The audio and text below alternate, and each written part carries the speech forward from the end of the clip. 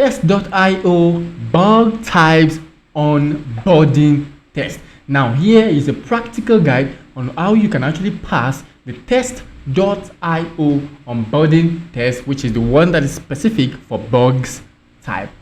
Welcome back to Nextlands, guys, and of course I remain your one and only Olawale Yusuf. Right here, you know how we do it on Nextlands. We help people make money online the right way, and of course so they can become financially independent for themselves and of course their family and friends. Now, without wasting your time, let's quickly go straight right into this. This particular video is for the test.io onboarding test, which is for the bugs type. Here I'm going to be showing you a practical live guide how you can actually take the test and of course pass the test. So let's get started. Don't forget, guys, hit the subscribe button, smash the bell icon, give this video a thumbs up, and of course share with your family and friends if you're enjoying our videos so far. Now, without wasting your time, let's go right into it. So we've read it. Now let's go back to the cues. Okay, I guess we're starting from the beginning again. Okay, a content bug. What do we choose here the other time? Upgraded to low functional bug if the link is located in the header. Yes, navigation and breadcrumb navigation. Then next. Then 2, can you submit spelling mistake as a content bug on our platform? Definitely no. Next. 3, which of the following scenarios are certainly functional bugs as compared to usability suggestion, which is supposed to be 3 correct answer. A, button does not trigger any action. Okay. The customer product works differently from what was stated in the text instruction. I think so.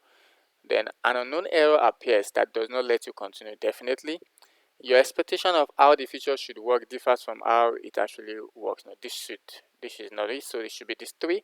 Now let's click next.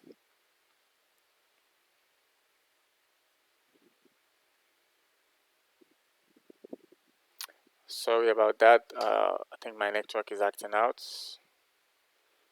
Oh, okay. Now this says what bug type would you suggest for the following bug?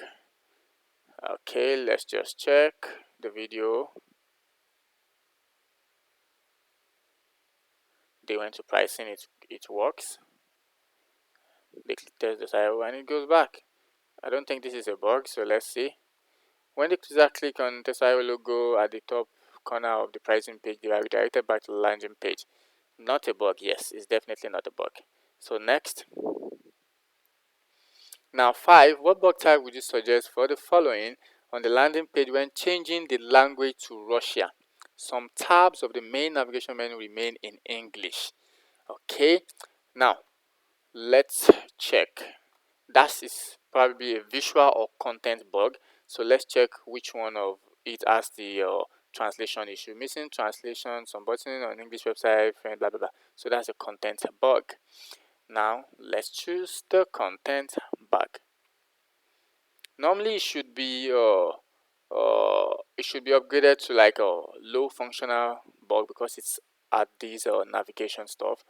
But I'm guessing this navigation, since it's not like it's the main navigation, it's not the main navigation of the website, so it's just like the lower navigation for the sales page. Okay, so if it's like the main navigation, let's say like the top menu of the website, top menu, sales page, contact us, about us, something like that, and then we would use that one to upgrade it to a low functional bug. So let's click next. Now question number 6, what bug type would you suggest for the following bug? On the home living product page, when the custom price filter was filtered for $10 to $12 is applied, some products outside the given price range were still displayed. So when they apply $10 to $12, they are still seeing products that are like $20, $30. It's definitely either visual or content bug, but let's be sure. So let's see here, some products are missing in search result, but the search function itself works.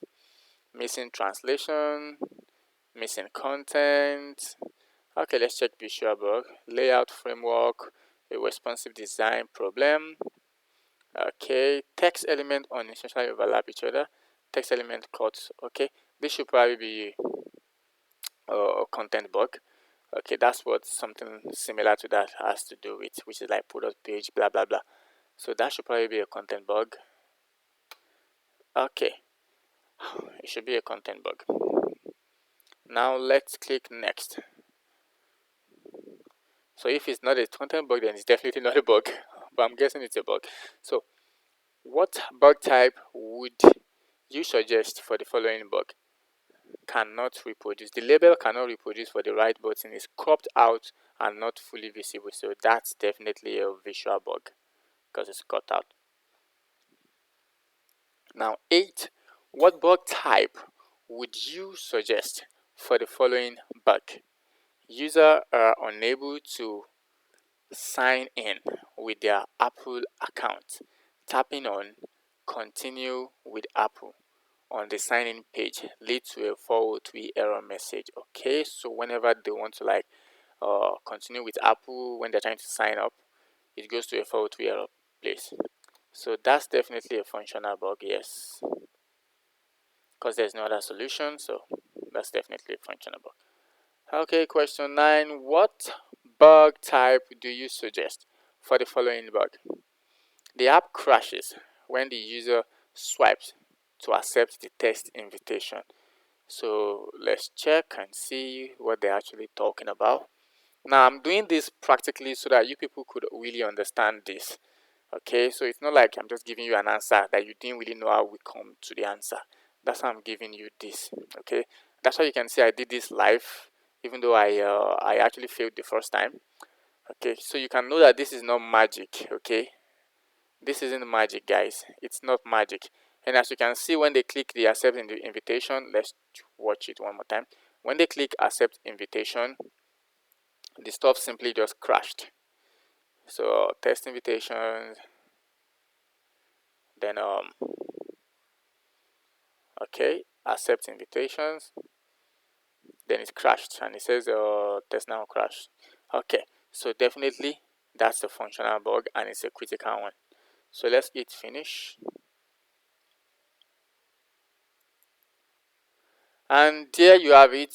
We passed even though we failed one. Okay, the answer was content and this was functional I. Question number 6. What bug type would you suggest for the following bug on the home product? Okay, that one that has to do with from $10 to $12. It's supposed to be a functional bug and it's I functional. Wow, that's cool. Okay, so if you're doing your own, make sure you choose functional in that section. Okay, make sure you choose functional. Okay, if you didn't choose functional, of course you're still going to pass. You can see we pass 8 out of 9. We're supposed to do it's 7 that is the cutoff mark, but you can definitely score 9 over 9. Okay, so it's no big deal. You can score 9 over 9. So that is that for this first one on the under the bug type. And of course, as you can see, we still have 3 more under the bug types. We still have 3 more. We still have the how to find bugs, and we still have the bug report attachment, and we have the bug reports. So watch out for my next video on how to solve this one, which is how to find bugs. See ya, catch ya later.